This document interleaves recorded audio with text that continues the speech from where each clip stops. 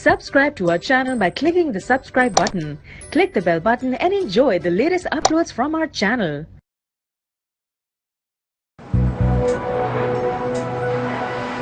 December 2000. The European Commission sounds the alarm bell. This time it's cod in the North Sea which are at risk of collapse. The main reason is overfishing, particularly of young fish. A crisis situation needs crisis measures. Some fishing areas are closed down to allow fish stocks to rebuild themselves. For weeks, fishing vessels stay in port. Losses are substantial. Understandably, fishermen complain. After 20 years, the common fisheries policy has not been able to reverse the depletion of fish stocks or to reduce the amount of fishing by the EU fleet. As a result, jobs are being lost and coastal communities are declining. The Commission proposes, therefore, an overhaul of the CFP, covering conservation of fish stocks, protection of the marine environment, management of the fleet, control of fishing activities, aquaculture, financial support for the sector, good governance, and international relations. The aim is to ensure the biological, economic and social sustainability of the fishing sector while improving the way the CFP is managed.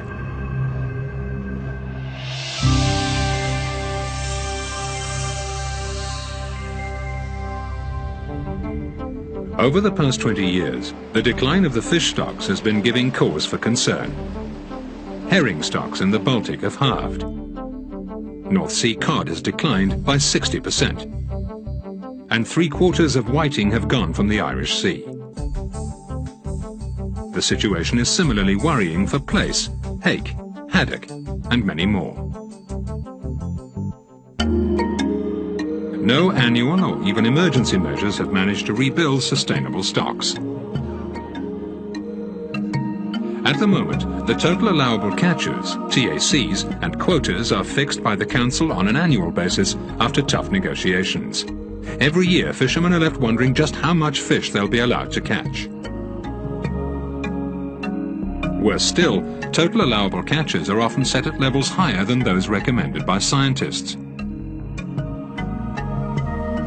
As well as establishing recovery plans for the species most in danger of collapse, the Commission proposes the adoption of long-term management measures for the stocks.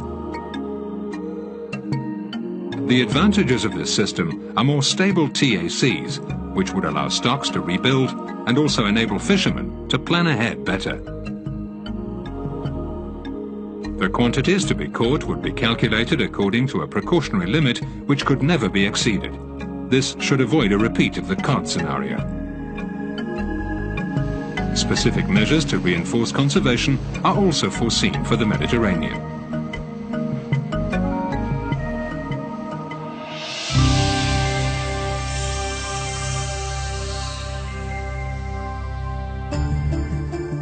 The programs aimed at reducing the size of the fishing fleet have had only limited success. More efficient means are needed. From now on, public financial aid would only be allocated for measures to reduce fleet capacity. Starting from the levels of capacity set for the 31st of December 2002, the Commission proposes a number of measures. 1. Any withdrawal of capacity carried out with public aid would automatically lead to an equivalent and permanent reduction of the authorized capacity levels.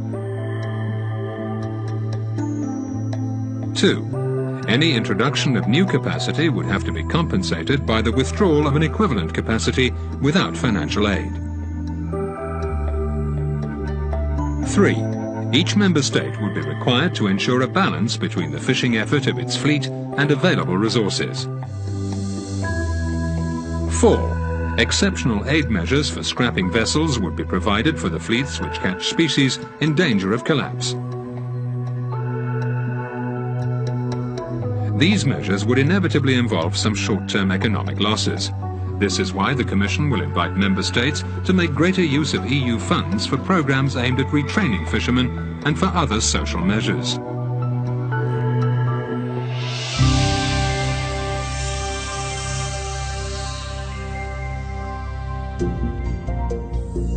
Another important part of the reform is the control of fishing activities. The major problem with the current system is the lack of uniformity in the enforcement of rules. The first thing the Commission wants to do is to strengthen the uniformity of the systems of monitoring and sanctions. At the same time, it would extend the use of new control technologies, such as vessel surveillance by satellite, which allow for more effective controls and also improve safety at sea. In the longer term, the Commission proposes the creation of a joint fisheries inspection structure. Its role would be to improve cooperation between the national bodies and to ensure equal enforcement of the rules in all member states.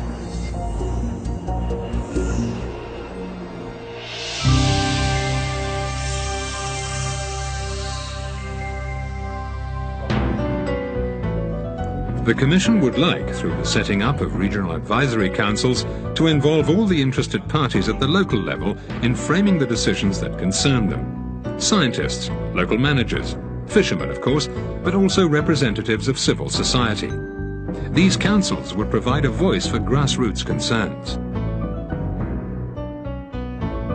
Another proposal on governance is that in emergencies, member states would be able to take measures at the local level, so long as they don't breach EU rules.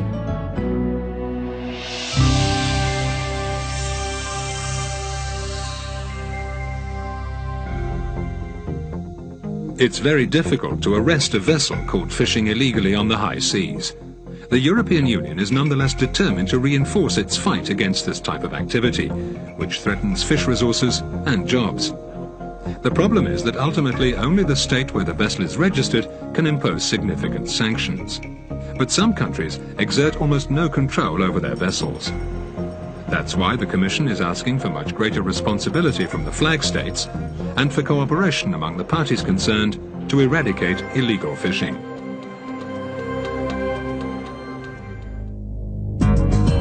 Decision makers, fishermen, fish merchants, processors, consumers, all are concerned by this reform of the common fisheries policy. The sustainability of fish stocks and, as a result, the survival of an entire economic sector depend on it.